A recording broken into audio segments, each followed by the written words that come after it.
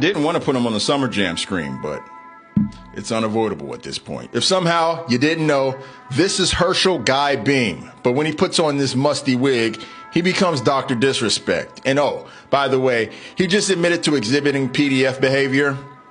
But let's start from the top. Years ago, he was at the top of the mountain in gaming, the face of Twitch, until suddenly they permabanned his account with no explanation. This confused the gaming community a lot, but because of NDAs and this society's unscrupulous habit of letting predators off the hook, we were in the dark on the reason why for years. But as of last week, it's been alleged that the ban was because Herschel was exchanging explicit messages with a minor through Twitch DMs, trying to meet up with them at TwitchCon. When this got out, of course, many people immediately cut ties and condemned him, but me, I waited a moment.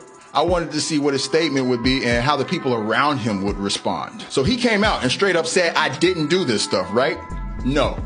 His response was basically, no one said I was wrong and Twitch paid me anyway, so y'all tripping. A clear admission of guilt in my book. I needed no other convincing after that, but it took a little bit more to get some of his peers and brand partners to come around. See, Herschel co-founded a game studio called Midnight Society, and they didn't want to believe these allegations either. But their bottom line was threatened, and they didn't want to lose money, so they decided to talk to the parties involved, ex-Twitch employees, journalists, Herschel himself, and after gathering the evidence they needed, they decided to cut ties with them too. I guess Herschel saw the sky falling towards him because not too long after that, he announced that he's taking a break from streaming and social media indefinitely. You know how Louis C.K. vanished after things about him came out. Then today, he finally came out and admitted that he was indeed sending inappropriate messages to that minor on Twitch, but that he had no intentions of meeting them. Oh, you know, pretty much what every predator tells Chris Hansen when he catches them red-handed. Now you have folks like Ninja condemning him, other streamers, and it's pretty clear that his misdeeds on Twitch are finally catching up to him. That said, there are still a lot of grown men defending him, saying that until they see these messages for themselves, they won't believe it. Not even taking into account that these messages were explicit and with a minor. Why would Twitch put that out in public? That's adjacent to child videos. I'll do you one better. Why do y'all want to see these messages that Herschel himself admits are in existence? You got fools like Nick Merckx defending him, saying the accusations are crazy, which